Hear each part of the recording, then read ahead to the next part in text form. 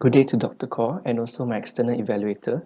I'm Jonathan and I'll be presenting my FYP entitled Hydrogen Recovery from Hydro Dealkylation Process using Mass Exchange Network. My presentation outline starts off from background study, problem statement, objectives, literature review, methodology, results and finding, and finally conclusion. So what exactly is hydro dealkylation? It is a chemical reaction involving aromatic hydrocarbons in the presence of hydrogen to form simpler, smaller aromatic hydrocarbons. In this case, we have selected toluene to react with hydrogen, forming benzene and methane. There's also a side reaction involving 2 moles of benzene, which forms 1 mole of diphenyl and 1 mole of hydrogen. On the right, we have a simple block diagram of the process flow. So it starts off with the feed entering the reactor system, which goes to a cooler and then a flash drum, which separates the vapor and liquid, in which the liquid goes through a series of columns, the stabilizer, product, and recycle column, whereby H2 and CH4 in liquid phase will be recovered, benzene will be removed, as well as diphenyl and the unreacted toluene will be recycled back into the system. However, our focus will be on the gas recovery part. So this involves the recycled gas and the purge stream. To understand what is mass exchange network, we need to define what is a mass exchanger. It is a method of separation used to transfer a certain species from a rich to a lean stream, while utilizing the concentration gradient between both streams. So similar to heat integration, it also uses pinch analysis. In the diagram below, we can observe that both the rich and the lean stream enters the mass exchanger, in which the driving force depends solely on the intensity of the concentration gradient. So for the case of HDA of toluene, hydrogen gas is actually being transferred from the rich to the lean stream in a mass exchanger. There are 2 main problems which lead to this project. First being the hydrogen recovery, and second, the economic design alternative. So for the hydrogen recovery, we know that hydrogen gas is fed in excess to prevent coking in the system, and this leads to a high production cost. So our goal, of course, is to synthesize a hydrogen recovery system by using a mass exchange network. This leads us to our second problem, the economic design alternative. So we know that there are various hydrogen recovery design alternatives, which are all economical. However, we would like to identify which design proves the most economical, in which we have selected 3 design alternatives, which are conventional HDA, HDA with gas permeation membrane, and HDA with mass exchange network. The objective of the project is, of course, to synthesize all 3 HDA design alternatives, which are the conventional HDA process with recycled gas stream, the HDA process with gas permeation membrane unit, and also the HDA process with mass exchange network. Our second objective is to perform hydrogen pinch analysis for hydrogen recovery in HDA process with mass exchange network. And lastly, to evaluate and compare the economics for all 3 HDA process. The literature review will be covering all 3 design alternatives, starting from the conventional HDA process with hydrogen recycle. So according to the diagram, the feed enters the reactor system and goes to the separation system, in which we can only observe 1 recycle stream and 1 compressor. So in this case, the recycle stream will contain a mixture of both CH4 and H2, as well as the purged gas, which would also contain some unrecovered H2. For the HDA process with gas permeation membrane unit, we know that there are 2 recycle streams. And from the separation system in the diagram, a portion of it goes into the primary recycle stream, whereas the other portion, which was formerly the purge stream, goes into the membrane system, which forms 2 separate streams, the permeate and the retentate stream. The retentate being the new purge stream, and the permeate stream, which now consists of a high purity of H2, is being recovered. It goes through a secondary compressor and then mixes along with the primary recycle stream. So the very reason why we have selected to maintain the primary recycle stream is because this primary recycle stream contains both hydrogen and CH4, in which the CH4 acts as a heat sink for the reaction. So as stated, the reaction has a maximum temperature of 704 degrees Celsius. The HDA process with mass exchange network consists of 2 recycle streams, but only 1 compressor, since no pressure is lost in the secondary recycle stream as opposed to the design with the gas permeation membrane unit. So from the separation system in the diagram, we know that a portion goes into the primary recycle stream, whereas the other portion, known as the purge stream, goes into the mass exchanger. So this purge stream is known as the rich stream, and the toluene stream is known as the lean stream.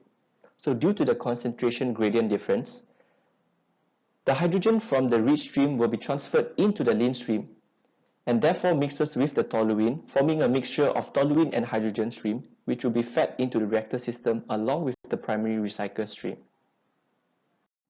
The methodology covers two parts, which are the modified hierarchical approach and also the hydrogen pinch analysis.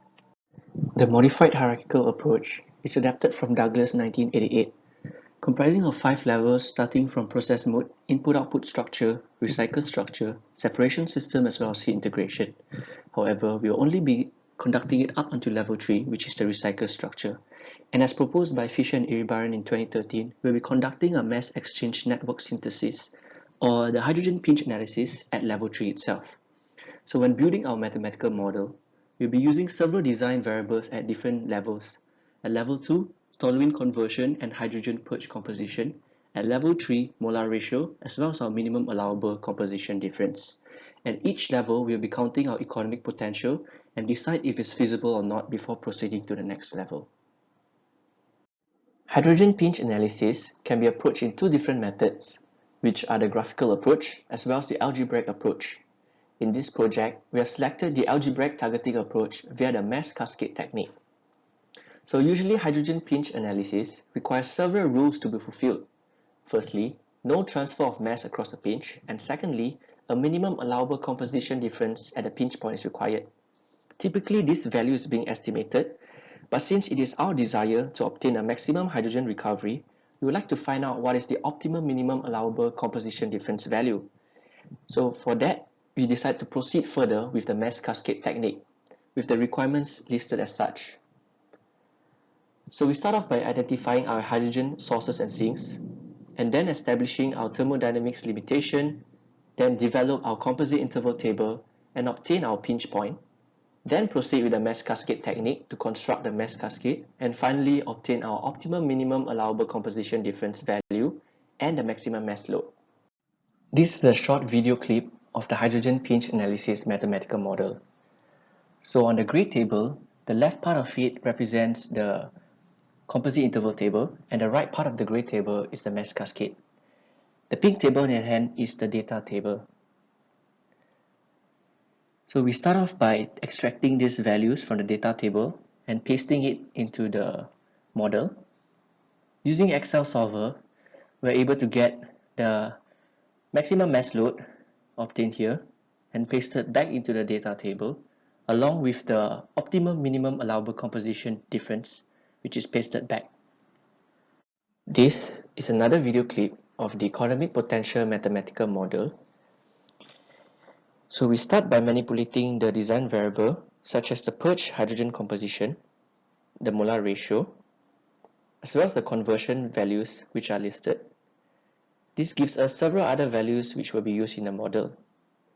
And for this, we'll be pasting this section from the model previously. This helps us to count the compressor costs as well as the reactor costs.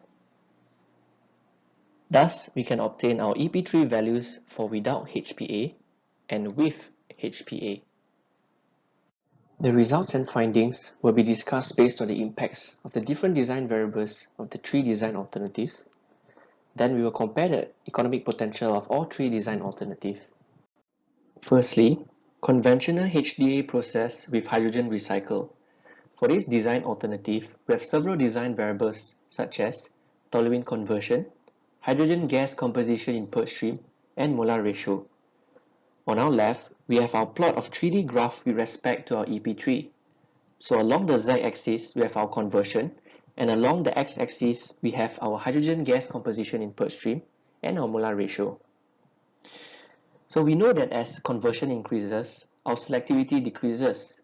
This causes our fresh feed toluene and makeup gas to decrease as well, thus saving us some money, making our EP3 to increase. However, a reversal action is also observed when you reach a certain point. This can be seen along the z-axis, which is shaped like an inverted U. So at 0.9 conversion, the EP3 starts to decrease. For our YPH, when it increases, our recycled gas stream decreases. This causes our compressor compressor cost to decrease as well, thus saving us some money, making our EP3 increase.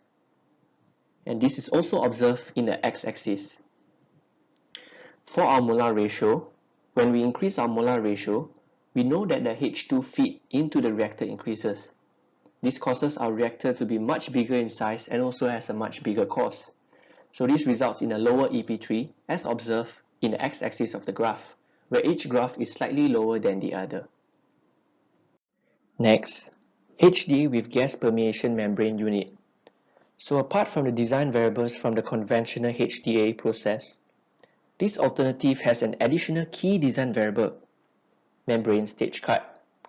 So membrane stage cut is defined as the permeate flow over the feed flow, and is typically the trade-off between the quantity and purity of hydrogen in this case. So on our left, we have the graph of EP3 versus conversion at various membrane stage cut, ranging from 0.025 to 0.5. So we notice that as stage cut increases, the EP3 decreases. Take for example, membrane stage cut at 0.5, it is placed at the bottom part of the graph, whereas at 0.025, it is placed at the higher range of the graph. So this can be explained with the aid on the diagram on the right. When membrane stage cut increases, the hydrogen purity decreases. This causes our feed gas to increase, and thus causing a higher cost, which results in a lower EP3. For HDA with MEN, it consists of the same three design variables as explained in the conventional HDA process, as well as an additional key design variable, the minimum allowable composition difference, which is denoted by the epsilon symbol. So from hydrogen pinch analysis, we know that epsilon is bounded by the constraints of the model and is only affected by the conversion and the hydrogen composition in the purge stream. So as observed in the graph on the left, at low conversion values, there are no epsilon values. But when conversion increases, epsilon increases logarithmically. Similarly, for YPH, when YPH increases, epsilon value increases as well. We would like to relate it to the amount of hydrogen recovered, as shown in the second graph. So when conversion increases, the molar flow entering the mass exchange network increases as well. This causes our molar flow rate of hydrogen recovered to increase, resulting in a higher EP3. Likewise, when the composition of hydrogen gas entering into the mass exchange network increases, our concentration gradient increases as well, resulting in a higher RG-HPA value, thus giving us a higher EP3. We will be comparing the best EP3 values of all three design alternatives. So the conventional HDA process gives us 22.49 million ringgit per year because there's a low hydrogen recovery and also no secondary compressor costs. Whereas the HDA process with gas permeation membrane gives us 15.5 million ringgit per year due to its high hydrogen recovery but a very high secondary compressor cost as well. And for the third one, which is the HDA process with mass exchange network, it gives us the highest EP3 value at 24.5 million ringgit per year because it has a high hydrogen recovery and no secondary compressor costs. The best EP3 values for all three design alternatives are tabulated as such, along with their respective design variables value. This gives us the highest EP3 to be for the alternative with the mass exchange network. In conclusion, all objectives were met, and all three HDA design alternatives were modeled mathematically using the modified Douglas hierarchical approach, where the design variables range from 0.05 to 0.97 for conversion, and 0.1 to 0.5 for YPH, as well as 2 to 7 for molar ratio, and 0.025 to 0.5 for membrane stage cut, and for the minimum allowable composition difference will be determined from the HPA. So for the hydrogen pinch analysis, it was performed to evaluate the HDA with mass exchange network, in which we have identified that the minimum allowable composition difference is bounded by constraints of the model and is only affected by conversion and the hydrogen composition in the purge stream. And for the level 3 economic potential, we have identified that HDA with the mass exchange network proved the highest EP3 at a value of 24.5 million ringgit per year, followed by the conventional HDA at only 22.49 million ringgit per year, and lastly, HDA with the membrane unit at only 15.52 million ringgit per year. So this is the Gantt chart of the overall project along with the project milestone and our references. So that's it from me. Thank you very much.